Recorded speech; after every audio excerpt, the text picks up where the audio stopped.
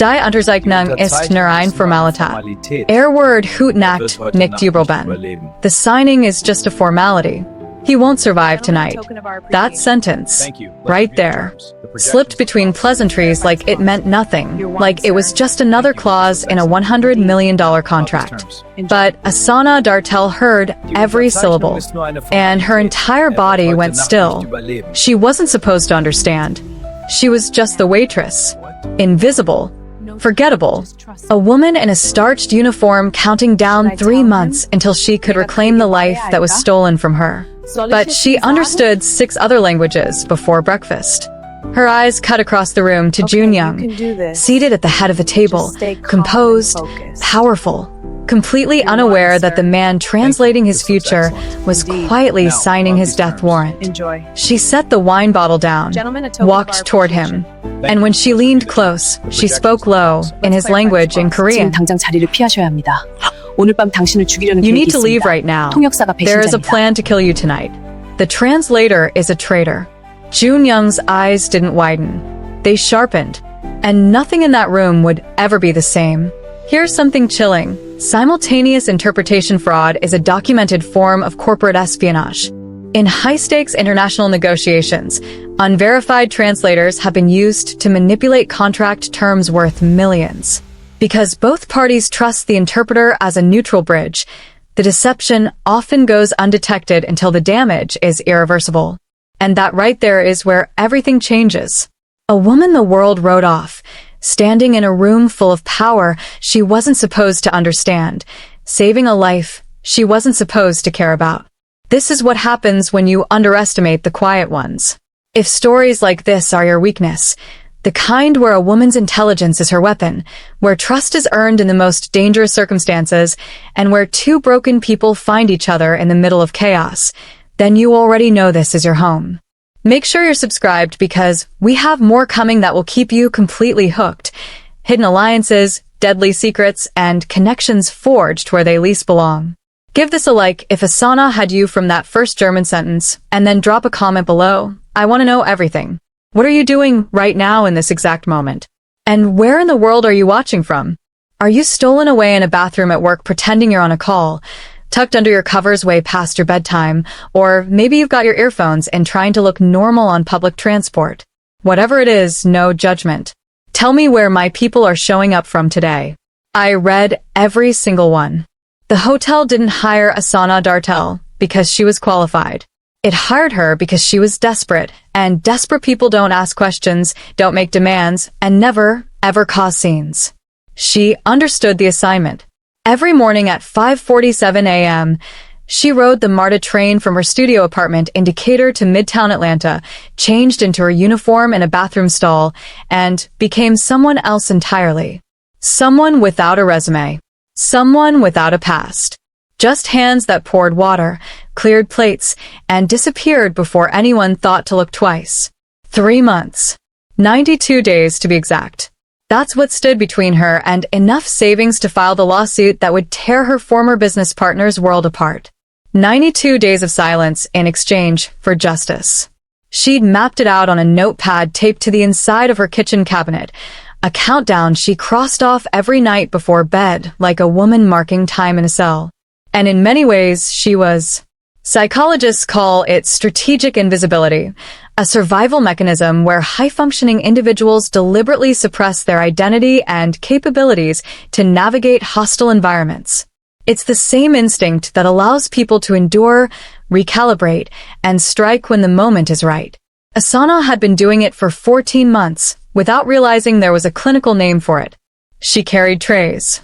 She refilled glasses. She smiled at men who looked through her. The Langham Hotel operated on a simple, unspoken hierarchy. Guests were royalty, managers were diplomats, and staff were furniture.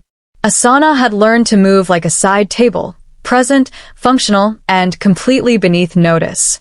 It was almost impressive how thoroughly a tailored uniform and a downcast gaze could erase a woman who once ran a 7-figure consulting firm. Almost.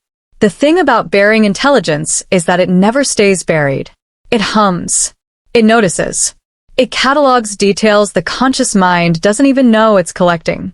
So when the reservation sheet listed a private dining engagement for Suite 14, 6 guests, German interpreter, Korean principal, something in Asana's chest shifted without permission. She'd worked enough high-stakes rooms to recognize the geometry of power. And this one had an unusual shape. She volunteered for the assignment before her supervisor finished announcing it. That evening, she stood at the service entrance of Suite 14 with a 2009 Chateau Margaux in her left hand and a perfectly practiced blankness on her face. Through the frosted glass panel, she could already see the arrangement. 4 men in dark suits, 1 woman with a leather portfolio, and at the head of the table, a man whose stillness commanded the room without asking for it. Jun Young. She didn't know his name yet, but she knew his posture. The kind of stillness that came not from peace but from discipline, the posture of someone who had survived rooms far more dangerous than this one and had learned to make calm his armor. She pushed the door open and became furniture again. The conversation circled in German and English, sliding between currencies and asset clauses and projected returns. Asana moved. She poured. She cleared. She cataloged. It was on her 3rd pass around the table that she heard it, buried inside a perfectly delivered German sentence, wrapped in the translator's polished accent like a blade inside a silk cloth. Her hand didn't shake. Her face didn't change. But her mind detonated quietly behind her eyes. Because what he said had nothing to do with contracts. She set the wine bottle down on the service cart, drew 1 slow breath. And in that breath, 14 months of silence, of swallowing herself whole, of crossing off days like a prisoner, all of it compressed into a single question. Do you stay invisible? Or do you finally become dangerous? 92 days dissolved in an instant. Asana was 8 years old the first time she understood something an adult didn't want her to. Her mother, a Ghanaian diplomat stationed briefly in Brussels, had taken her to a trade reception, one of those airless rooms full of men in suits pretending the wine was the point. Asana had stood beside a potted plant in a dress with too many buttons, completely overlooked, while 2 men 2 feet away discussed, in French, exactly how they intended to manipulate her mother's superior in the morning session. She hadn't said a word. She'd gone home, written down everything she remembered, and slid the paper under her mother's bedroom door before sunrise. Her mother never asked how she knew. She simply began bringing Asana everywhere. Language, she learned early, was never just communication. It was architecture, the structure through which people revealed what they actually meant when they thought no one was listening. By 12, she spoke 4 languages. By 19, 7. Not the tourist kind, the kind that let you think in the grammar of another culture, feel the weight of a word the way a native speaker does. Neuroscientists have found that multilingual brains develop denser gray matter in regions controlling memory, attention, and decision-making. Fluent multilinguals don't just translate words, they shift entire cognitive frameworks, which is why they often detect deception faster. The brain trained in multiple languages is, functionally, a more sophisticated threat detection system. Asana had never needed a study to tell her that. By 26, she had turned that gift into a firm. Dartell Language Strategy, not a translation agency, but a consultancy. She didn't just interpret words, she interpreted intent, subtext, the half-second pause before a concession, the particular word choice that signaled a negotiator was bluffing. Corporations paid extraordinary sums for that kind of insight. She had 3 employees, 2 anchor clients, and a partnership with a man named Colin Voss, who had excellent instincts and, as it turned out, absolutely no conscience. He dissolved the partnership on a Tuesday, took the client list, the proprietary methodology, and the operating account, left her with the lease and a fabricated breach of contract allegation that tied her in litigation for 8 months. By the time her lawyer confirmed the allegation had no merit, it didn't matter. The clients were gone. The reputation was complicated. The money was finished. 33 years old, and she was starting from rubble. She didn't collapse. That surprised even her. Instead, she got quiet in a way she hadn't been since childhood. That particular stillness of someone who is watching, waiting, and storing everything. She took the waitressing job not as defeat but as cover. Nobody surveils the help. Nobody guards their conversations around someone they've already dismissed. For 14 months, she had been rebuilding. Not loudly. Not visibly. The lawsuit was almost funded. The evidence against Colin was almost airtight. She had become, in every practical sense, a ghost, present in rooms where powerful things happened, completely underestimated, collecting intelligence she wasn't supposed to have. It was, she recognized with a cold kind of irony, exactly what she'd always been. The 8-year-old beside the potted plant. The girl sliding notes under her mother's door. The woman now standing outside Suite 14 with the memory of a German sentence burning a hole through her composure. Die Unterzeichnung ist nur eine Formalität. Word Hoot Nacht nicht Übelben. She had replayed it 17 times since she stepped off the floor. Each replay landed harder. This wasn't contract fraud. This wasn't a shady clause buried in legal language. This was a scheduled ending, timed, coordinated, and delivered with the casual confidence of someone who had done this before. And the man at the head of that table had smiled and nodded, understanding nothing. She thought about her 92 days, about the lawsuit, about Colin Voss and everything he took. Then she thought about a man who didn't know tonight was his last night. She straightened her uniform, picked up the wine bottle, and walked back toward the suite like a woman who had already made her decision, because she had. Somewhere between the 8th and 9th replay, without ceremony or hesitation, she had chosen. The ghost was about to speak. This story isn't slowing down. It's just getting started. If you felt every word of that, you already know you belong here. Hit subscribe right now and turn on the notification bell because the next chapter drops before you're ready, and trust me, you do not want to be the last one in the room when it does. This is your world now. Don't leave it. The contract was 47 pages long. Asana knew this because she had glimpsed it 3 times. Once when she poured water for the woman with the leather portfolio, once when she cleared the appetizer plates, and once when she deliberately dropped a napkin near the table's edge and took exactly 2 seconds longer than necessary to retrieve it. 2 seconds. That's all she needed. She had photographed it with her memory the way only someone trained in linguistic precision could, not word for word, but structurally. The architecture of the document, the clause placement, the numbering sequence, and what she saw didn't match what she was hearing. In the English version being discussed openly across the table, the asset transfer terms were clean. Standard. The kind of language that protected both parties with equal weight. But the German annotations, the ones the translator was referencing as he spoke, the ones nobody else in the room could read, told an entirely different story. The exit clause had been rewritten. The liability protections were inverted. And buried in paragraph 31, subsection C, was language that didn't belong in any legitimate contract. It was a forfeiture trap. Sign the English version in good faith, and the German annotations, which in this jurisdiction would hold equal legal standing, would strip Jun Young of every protection the deal appeared to offer. He wouldn't just lose the $100 million. He would lose his legal standing to contest it. Here's what most people don't know. In international commercial arbitration, translated contract versions can carry equal legal weight to the original depending on the governing jurisdiction clause. It's a vulnerability that sophisticated fraudsters exploit deliberately, drafting one version for trust and another for destruction. The translator knew exactly which version would survive in court. Asana refilled a glass she didn't need to refill. Her face was a wall. Her mind was a courtroom. She watched the translator, mid-50s, silver at his temples, the kind of man whose respectability had been carefully constructed over decades. He spoke with the measured confidence of someone who had rehearsed this particular performance many times. His body language was relaxed.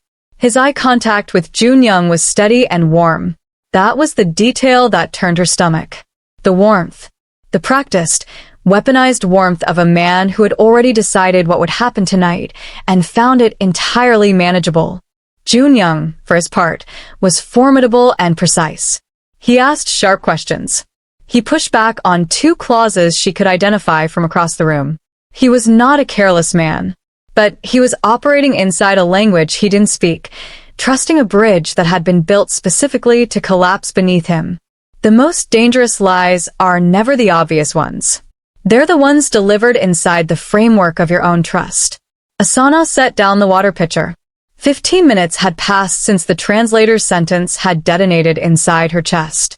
In that time, she had done what she always did: observed, cataloged, analyzed, and waited. Old instinct. Old discipline. The same thing that had made her firm exceptional and her silence strategic. But the contract was moving towards signature. She could see it in the posture shift around the table, the subtle relaxation that preceded conclusion, the closing of portfolios, the recapping of pens. They were 20 minutes from the end of this meeting, and the translator had already reached into his jacket pocket twice in the last 5 minutes. Not for a phone. The shape was wrong. Her jaw tightened. She had spent 14 months being invisible, careful, controlled. She had a countdown, a lawsuit, a plan. Everything she'd rebuilt from rubble was 3 months away from paying out, and walking into the center of whatever this was could detonate every single piece of it. She knew that. She picked up her tray and walked toward the service exit, then stopped. Stood completely still for 3 full seconds. Then turned around. Some decisions don't feel like choices. They feel like corrections. She needed him to go to the restroom, and she needed 60 seconds alone with him when he did. She didn't have a plan. She had a window. The translator excused himself first, a fact Asana noted and filed immediately. Calculated. He wanted the room relaxed before the close. Wanted Jun Young comfortable, unhurried, signing with the ease of a man who believed everything had gone exactly as expected. Jun Young reached for his water glass. Set it down. Then, with the quiet efficiency of a man who moved through the world on his own schedule, he rose and buttoned his jacket. Asana was already in the corridor. She positioned herself near the alcove outside the private restrooms, spine straight, tray in hand, the picture of someone with nowhere particular to be. The security detail, 2 men stationed 12 feet apart, glanced at her uniform and looked away. That was the thing about invisibility.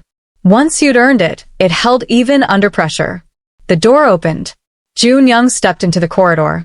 He was taller than she'd registered from across the room. Unhurried. The kind of man whose composure felt less like calm and more like depth, as though the surface was simply the smallest part of him. His eyes found her immediately. Not the dismissive sweep of a man clocking the help. An actual look. Like he'd already noticed her 3 times inside that room and was now deciding what that meant. She had maybe 45 seconds before someone came looking. She stepped forward, angled her body away from the cameras, and dropped her voice to almost nothing. The contract you're about to sign is a trap. He went completely still. Not the stillness of shock, the stillness of a man who had been in enough dangerous rooms to know that sudden stillness was the correct response to a threat. She kept going, her Korean precise and low, each word deliberate. 31C. The German annotations contradict the English contract. Paragraph 31, subsection C voids every legal protection you have. And tonight, after the signing, you won't leave alive. Something moved behind his eyes. Fast and controlled, like a shutter closing. She added, "The translator is not working alone. Linguists call it the native tongue effect. People process critical information faster and with greater emotional accuracy in their first language.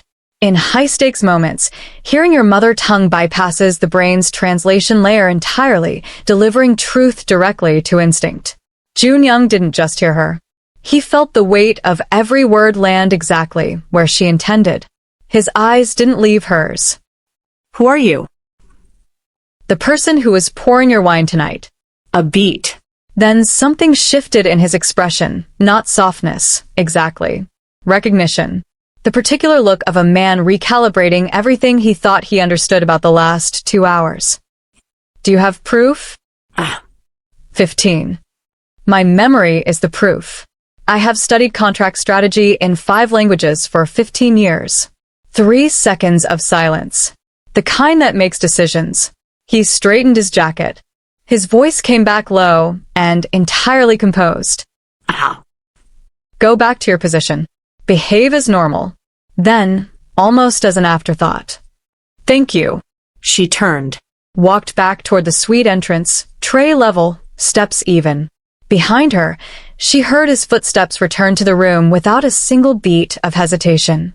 She had 11 minutes before the signing was scheduled to begin. And somewhere in that suite, a man with silver temples and a weapon-shaped bulge in his jacket pocket was about to discover that the most dangerous person in the room had never been Jun Young. It had always been the woman no one bothered to watch.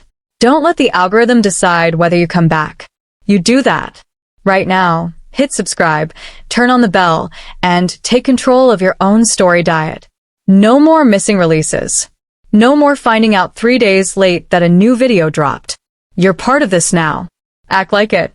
She made it back inside the suite with 9 minutes to spare. Everything looked the same.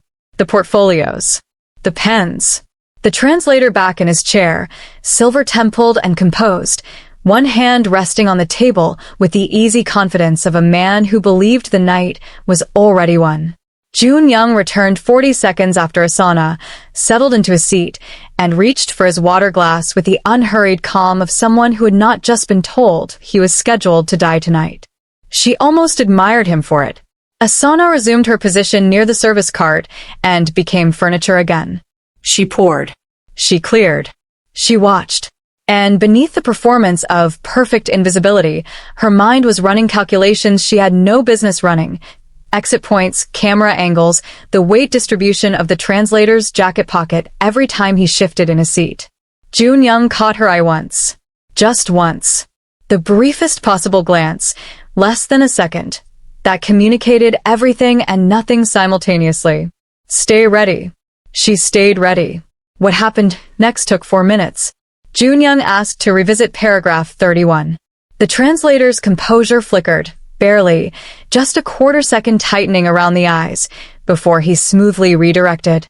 Jun Young pushed again, this time requesting the German annotations be read aloud and cross-referenced against the English text. The room shifted. The woman with the leather portfolio straightened. One of the suited men reached for his phone. And the translator stood up. It happened fast after that. Jun Young's security, who had apparently received a communication Asana hadn't seen delivered, moved with a kind of swift, practiced precision that told her this team had been quietly repositioned in the last 8 minutes. The translator reached for his jacket. He never made it. The room was contained in under 90 seconds. Asana stood at the service cart with her hands folded in front of her and her face absolutely blank while men with earpieces swept the suite and the translator was escorted out with his wrists secured and his silver-templed dignity in ruins. It was her hotel manager, Richard Osei, who found her there. Research shows that people in positions of middle authority are statistically more likely to protect lateral relationships, colleagues, friends, social allies, than to make ethical decisions that threaten those bonds. It's called motivated reasoning, and it is devastatingly common in institutional environments. Richard Osei was not a villain. He was a case study. He was also the translator's cousin. A detail Asana had not known and would only piece together later. He crossed the room in 12 steps. His face was controlled, but his eyes were furious in the particular way of a man whose carefully protected secret has just been rearranged in front of witnesses. "You're done," he said quietly. "Collect your things. Mr. Osei. Tonight. You're done tonight." No raised voice. No scene. Just the quiet, efficient termination of a woman who had made herself inconvenient. She was handed her personal items in a plastic bag by a junior supervisor who could meet her eyes, walked to the service elevator, and deposited onto Peachtree Street with $43 in her apron pocket and the Atlanta night wrapping around her like a held breath. She stood on the pavement for a long moment. The sounds of the city settled around her. Distant traffic, a food delivery cyclist, the low pulse of music from a bar down the block. Ordinary. Indifferent. Entirely unaware that her 92-day countdown had just been reduced to 0. She had no job, a nearly funded lawsuit, and somewhere upstairs, a man whose life she had just saved was being separated from a translator who had planned to end it. She pulled her jacket tighter and started walking toward the MARTA station. She was 3 blocks away when a black car pulled silently to the curb beside her and kept pace with her steps. The window lowered. She didn't stop walking. The voice said, "At least let us drive you." She recognized the voice immediately. She kept walking for exactly 4 more steps. Then she got in. The car was quieter than she expected. No music. No unnecessary conversation from the 2 security personnel in the front seats. Just the low hum of the engine and the city peeling past the tinted windows as they moved east through Atlanta's late-night grid toward a destination nobody had mentioned yet. Jun Young sat beside her with 2 inches of space between them and the same unreadable composure he'd carried through an entire evening of being unknowingly led toward his own death. He had loosened his tie exactly 1 centimeter. That appeared to be his version of decompressing. Asana kept her eyes forward. Her apron was still on. She was suddenly, acutely aware of the plastic bag on her lap containing a phone charger, a travel toothbrush, and a Korean English legal dictionary she carried everywhere out of old habit. "Doraville," he said in English this time. "There's a restaurant. Do you know it?" She knew Doraville, a small city folded into DeKalb County, quietly home to one of the most densely multilingual communities in the American South: Korean, Vietnamese, Cambodian, Laotian, Latin American, all compressed into a few extraordinary square miles. Linguists had called it one of the most culturally concentrated corridors in the entire United States. It was the kind of place that didn't announce itself. Atlanta's Doraville Strip is home to speakers of over 40 languages within a single square mile, one of the highest linguistic density pockets in the American South, largely invisible to the broader city around it. Asana had eaten there alone on 3 occasions when the silence of her apartment became too specific a wait. "I know it," she said. The restaurant was small, family-run, the kind of place that kept no visible sign and needed none because everyone who mattered already knew where it was. They were seated in a back room without being asked. Tea arrived without being ordered. Jun Young poured her cup before his own, which she noted and filed without comment. For a long moment, neither of them spoke. "You cost yourself something tonight," he said finally. "Yes. You knew you would." It wasn't a question.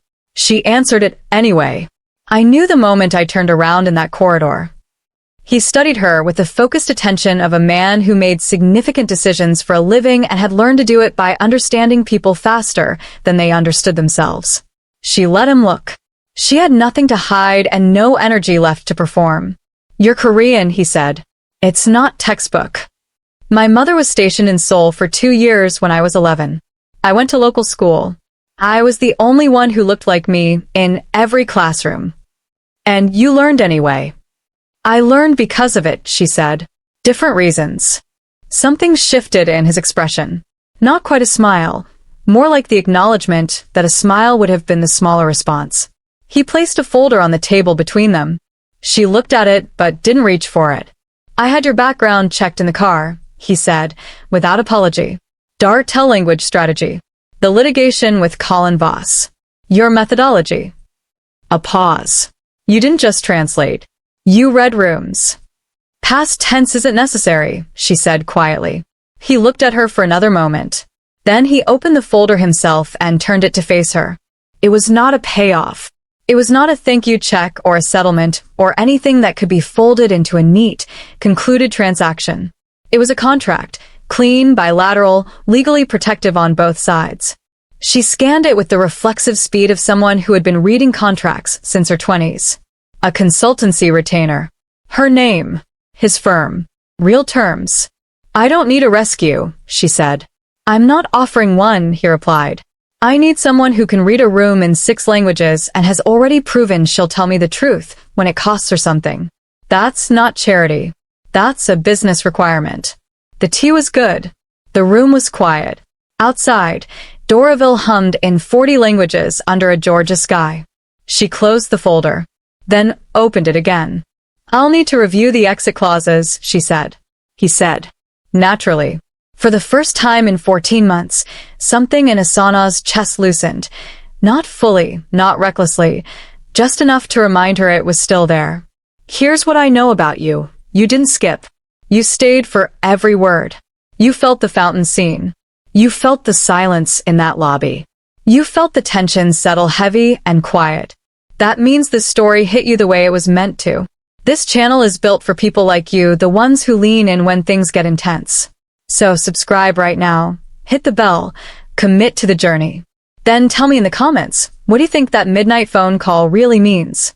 I have a theory, and trust me, it changes everything. Let's talk. The files arrived at 6 a.m. in an encrypted drive the size of a thumbnail. Asana was already awake. She had barely slept, not from anxiety, but from the particular electric alertness of a mind that had been handed a real problem after 14 months of deliberately thinking small. She sat at her kitchen table indicator with a mug of black coffee, her Korean English legal dictionary, and a notepad that was already half filled by the time the drive was delivered by a man who knocked twice, said nothing, and left. She plugged it in and got to work. The translator's name was Friedrich Maas, 61 years old, 32 years in international commercial interpretation, the last 18 operating as a freelance specialist for high-value corporate negotiations across Europe and Southeast Asia. His public record was immaculate: accreditations, commendations, a guest lectureship at a Berlin university. The kind of biography assembled so carefully it almost looked real. Almost. Asana had spent 15 years learning that the most dangerous documents were never the ones that lied. They were the ones that told selective truths in a precise enough sequence to construct a false reality. Friedrich Maas's career history did exactly that. It told you everything about where he had been, and nothing about what had happened in those rooms. She started cross-referencing. For negotiations in the last 6 years, 3 of them had resulted in one party facing catastrophic legal consequences within 18 months of signing. In each case, the linguistic record, the official translated transcript, had been filed by Maas himself. In each case, the losing party had been Asian. In each case, the governing jurisdiction clause had defaulted to a European legal framework where the translated version carried primary weight. It wasn't opportunism. It was a system. Forensic linguists, specialists who analyze language for legal evidence, can detect translation fraud by examining syntactic choices, register shifts, and deliberate terminological substitutions that alter legal meaning while preserving surface fluency. It is painstaking, highly specialized work. There were fewer than 200 certified practitioners globally. Asana was not certified, but she had spent 15 years doing it by instinct. She pulled the 3 prior contracts from the files Jun Young's team had obtained. She didn't ask how, and began mapping them side by side with the Maas translations. By 9 a.m., she had found the pattern. By 10 a.m., she had documented it across 11 specific clauses. By noon, she had located the address. It wasn't in the contracts themselves. It was in the metadata, the invisible digital fingerprint that word processing software embeds in every document: timestamps, edit histories, author identifiers, location data from the device used to make final amendments. Friedrich Maas had made his last edits to tonight's contract from a device registered to a service department on Juniper Street, 6 blocks from the Langham. She called Jun Young. He answered on the first ring, which told her he had been waiting. Maas isn't freelance, she said, without preamble. He's the execution layer for a structured fraud operation running across at least 4 deals. The pattern is deliberate, jurisdictionally exploited, and specifically targeted at Asian principals in cross-continental negotiations. A pause. And he made his final document edits from an apartment 6 blocks from the hotel. Silence. Then, "How certain are you?" "Certain enough to stake whatever is left of my professional reputation on it," she said. Which, given recent events, is a significant offer. She heard something that might have been the beginning of a smile. "Send me the documentation. All of it. Already compiled. 73 pages. Annotated." Another pause, longer this time. The kind that meant reassessment. "You did this since this morning?" "I didn't sleep." "Neither did I," he said. And somehow, in 4 words, the distance between their respective evenings collapsed into something unexpectedly human. She sent the files. He called back in 40 minutes with a name she hadn't found, the entity above Maas. A shell company registered in Luxembourg with beneficial ownership buried 3 layers deep. It was the kind of structure that existed specifically to be untraceable, the kind that required resources and legal architecture well beyond a 61-year-old freelance translator. Moss wasn't the architect. He was, as he would later scream from the back of a police car, merely the instrument. But instruments, Asana knew, still had to be played somewhere specific. And Friedrich Moss was 6 blocks away, in an apartment he didn't know she'd found, almost certainly preparing for the second act of an evening he still believed was unfolding in his favor. She closed her notepad. Looked out the window at the ordinary Decatur street below. She asked, "How are you going to catch him?" Jun Young's answer was quiet and completely certain. We are." The vest was heavier than she expected. Not that she'd been planning to wear one. That particular development had emerged from a conversation that began as a tactical briefing and somehow concluded with Asana standing in a Doraville parking garage at 7 p.m. while a woman named Seo, compact, expressionless, efficient in the way of someone trained to be underestimated, fitted a panel vest beneath a blazer that was not Asana's, but fit her precisely. She didn't ask about the blazer. "You're not field personnel," Seo said, without judgment. It was a statement of fact delivered the way a mechanic might note that a particular car hadn't been serviced recently. Accurate. Unemotional. "No," Asana agreed. "Then stay at the table. Speak when spoken to in the language required. Do not move toward any sound you don't recognize." Seo paused. "And do not look at the exits. People who are frightened look at exits. People who look at exits alert the room." Asana filed that away beside 14 other things she'd learned in the last 6 hours. The operation was precise by design. Jun Young had made contact with Moss through an intermediary, a message suggesting the evening's original plan could be rescheduled, that Jun Young remained interested in completing the deal, that there had been a complication with his own security detail that left him temporarily less protected. The bait was calibrated to appeal to exactly the kind of man Moss was, one who believed his targets were isolated, manageable, and never as intelligent as he assumed himself to be. Moss had responded within 20 minutes, which confirmed everything. The location was a private dining room in a midtown restaurant, neutral ground, Moss's suggestion, which the tactical team found telling. Neutral ground chosen by the predator is never neutral. It means the exits have already been assessed, the staff have already been managed, and the evening has already been scripted.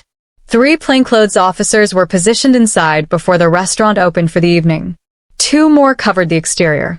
Jun Young's own security occupied the adjacent private room behind a partition thin enough to hear through.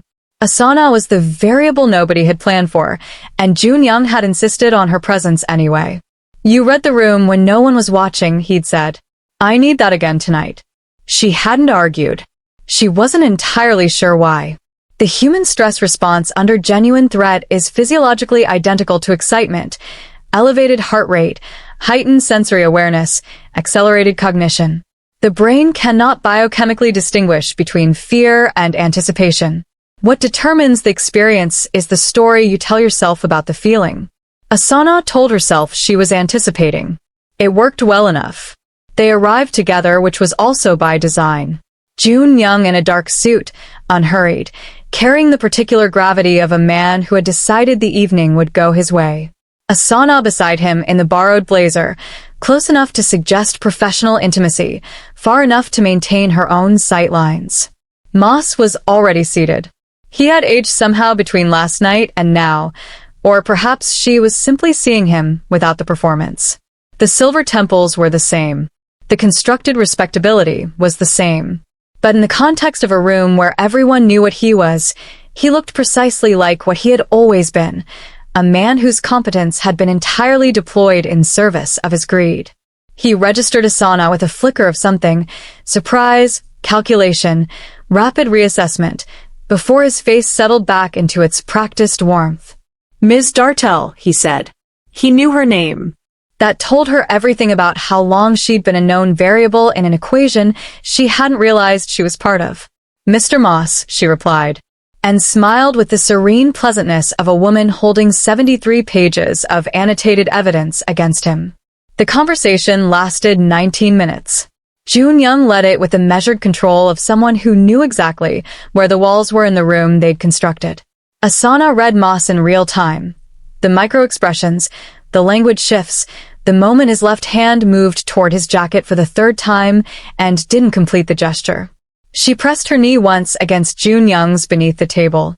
He shifted the conversation without a visible pause, angling Moss into a direct admission about the Luxembourg entity.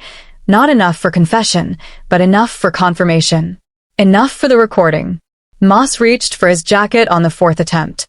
He never completed the motion. The room moved in a single coordinated breath. Doors, personnel, voices issuing instructions in the flat, authoritative register of people who had rehearsed this exact sequence. Moss was on his feet for approximately 2 seconds before he wasn't. Asana did not look at the exits.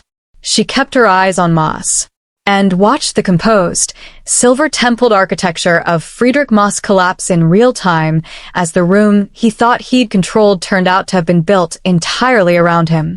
Outside, through the restaurant's front window, she could see the blue pulse of police lights on the wet Atlanta street.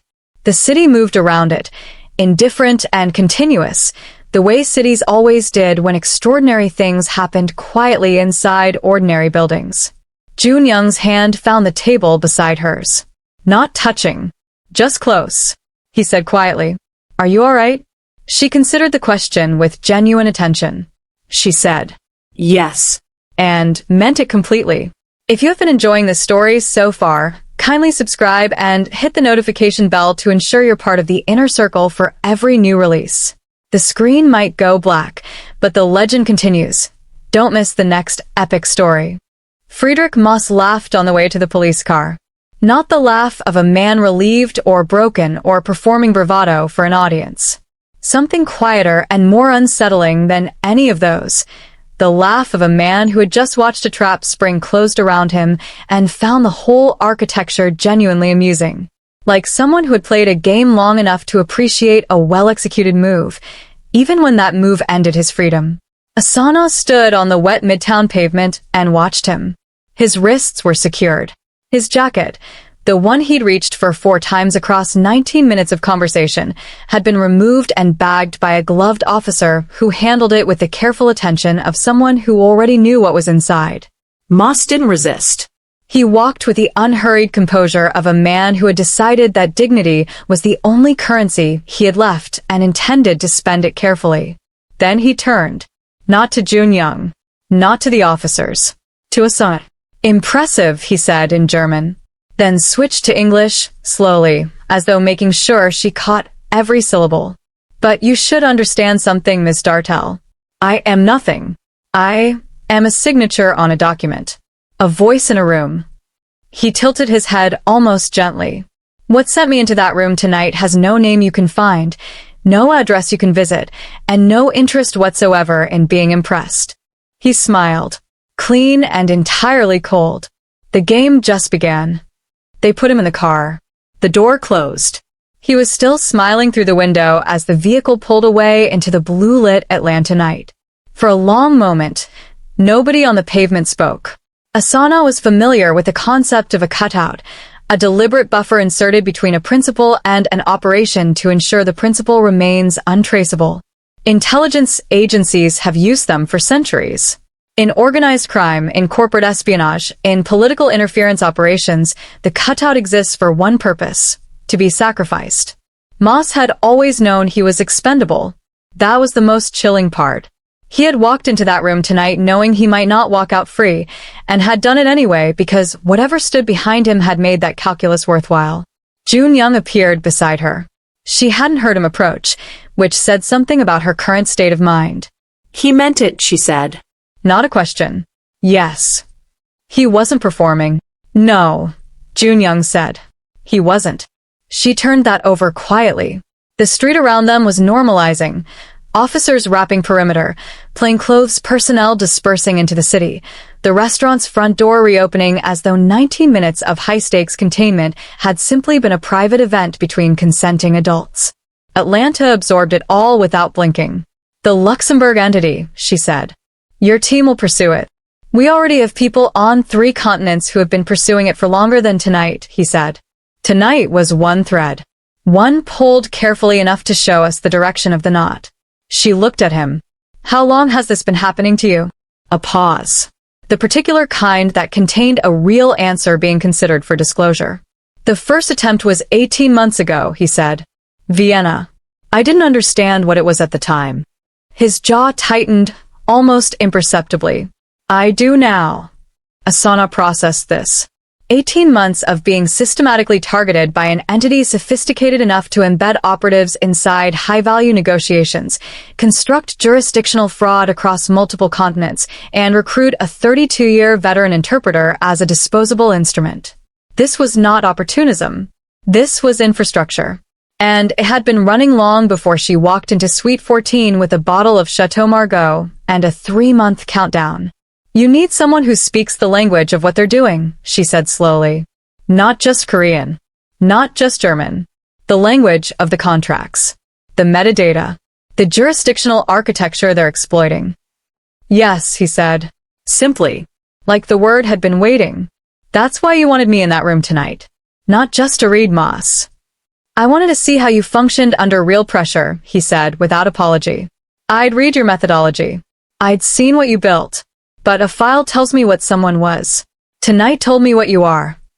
She should have found that calculating. She filed it instead under honest, which in her experience was considerably rarer and worth more. Around them, the city continued its indifferent, luminous hum. Somewhere across town, her studio apartment in Decatur sat with its notepad on the kitchen table and its countdown that no longer existed. 92 days had collapsed into 48 hours. Everything she thought she was rebuilding toward had been replaced, without her consent, by something she hadn't known to plan for. She was not entirely sure how she felt about that. She was almost entirely sure she wasn't sorry. The black car, she said. Is it still nearby? Yes. Then take me home. She picked up her bag. And send me everything you have on the Luxembourg entity by morning. You should rest, he said. I can read while I rest, she replied. The ghost of a smile crossed his face. Real this time. Unguarded in the way of something that had slipped through before he decided to allow it. She looked at it for exactly 1 second longer, then was strictly professional. Then she walked toward the car. 3 weeks later, Asana had an office. Not a borrowed desk or a temporary arrangement or the polite fiction of a consulting engagement that could be terminated with a single email. An actual office, 4th floor of a building in Buckhead, with her name on the door in the kind of clean sans serif font that suggested permanence. Dartell language strategy. Reconstituted, refinanced, and this time legally fortified in ways that would make Colin Voss's original betrayal look like amateur dramatics. The lawsuit had been filed 6 days after the sting. Her lawyer called it the cleanest case she'd seen in 11 years. Asana received the news, thanked her, and went back to the 70-page brief she was building on the Luxembourg entity's jurisdictional vulnerabilities. She had priorities. The office was spare by design. A wide desk, 2 chairs, bookshelves that were already losing the battle against the organized chaos of reference texts, annotated contracts, and the 3 white boards she'd requisitioned in the first week and covered entirely by the second. Jun Young had offered a larger space on a higher floor. She declined. She needed walls she could think against, not views that asked to be admired. He visited on a Tuesday unannounced, which she had come to understand was simply how he moved through the world. He appeared in doorways the way weather arrived, without ceremony, and usually requiring you to adjust something. He looked at her white boards for a long moment without speaking. The Luxembourg entity has a parent structure, she said, without looking up from her desk. I've traced 3 beneficial ownership layers, but the 4th doesn't resolve to a person or a registered entity. It resolves to a trust instrument filed in Liechtenstein in 2019. Liechtenstein holds one of the world's most opaque trust frameworks. A single trust can legally conceal multiple beneficial owners behind a registered foundation, making it nearly impossible to pierce without a formal international legal request, which can take years. It is, for that reason, a preferred architecture for those who require absolute financial invisibility. Someone built this to survive scrutiny, she continued. Decades of it. This isn't reactive concealment. It was designed this way from the beginning. Jun Young set a coffee on the corner of her desk. She noticed he had remembered how she took it. Interpol has opened a file, he said. 3 of the 4 prior target entities have agreed to share discovery. The Vienna incident is now formally part of the record. That's slower than I'd like. Most legitimate things are, he said, and sat down in the chair across from her with the ease of a man who had decided some time ago that this office, and the person in it, were part of his orbit now.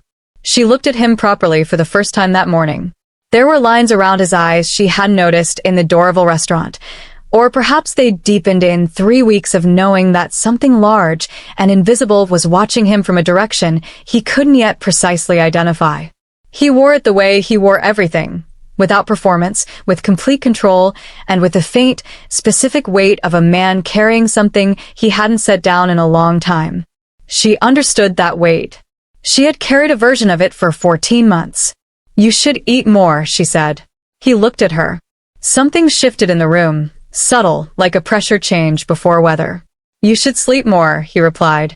It was not, technically, a romantic exchange. It was 2 people who had spent 3 weeks operating in close professional proximity, building something serious and demanding from shared materials, noticing each other with the careful, reluctant attention of individuals who understood that what they were doing was too important to complicate, and were, both of them, old enough to know that some things complicated themselves regardless. She looked at the whiteboard. He looked at her. Then her phone buzzed. Building reception. Ms. Dartell, there's a delivery for you. No sender information. The courier said it was time-sensitive. She frowned. Looked at Jun Young. He was already still in the way that meant his instincts had registered something before his conscious mind had named it. The package arrived in 2 minutes, carried by a junior building staffer who set it on her desk and left quickly, as though the object had communicated its preference for being handled briefly. It was a small black box. No return address. No postmark. The kind of absence of information that was itself a message. She and Jun Young looked at it for one shared second. She opened it. Inside, on a bed of white tissue paper, lay a single black rose, preserved, perfect, and entirely without natural origin in any florist's seasonal catalog. Beside it, a card. Heavy stock. 2 lines, typed in clean, small font. You found one thread. We have been weaving since before you were born. The room was very quiet. Asana set the card down on her desk beside the Luxembourg brief and the 3 white bards and the coffee Jun Young had brought her, and felt the particular stillness of a woman who had just been reminded that the world she'd stepped into when she turned around in that hotel corridor was considerably larger, older, and more patient than anything she had yet mapped. She looked at Jun Young. He looked at her. And in the silence between them, the silence of 2 people who had found each other in the most dangerous possible circumstances, who had not yet named what was growing in the careful space of their proximity, who both understood that what came next would require everything they had. Something settled. Quiet and certain and entirely without negotiation. She said softly, "We do this together?" He held her gaze for a long moment. Long enough that the question became something larger than the investigation. Long enough that they both knew it. He said, "We already are." Outside, Atlanta moved through its ordinary Tuesday. Traffic and commerce and 10,000 private lives running their quiet courses beneath a sky that held no visible sign of anything approaching. The black rose sat on her desk between them. And somewhere, in a building with no name in a jurisdiction with no easy answers, something very old and very patient noted that its message had been received, and waited to see what she would do next. You just experienced a journey through Asana Dartell's heartbreak, her immense courage, and the start of an impossible love story, and it felt personal for a reason. That is our mission with every single story we release, without exception. Subscribe now so you never have to search for our stories again. Hit the notification bell so our next release comes directly to you. Finally, leave a comment letting me know where in the world you are watching from and if you saw that black rose ending coming, because I need to know if I have to work even harder to surprise you next time.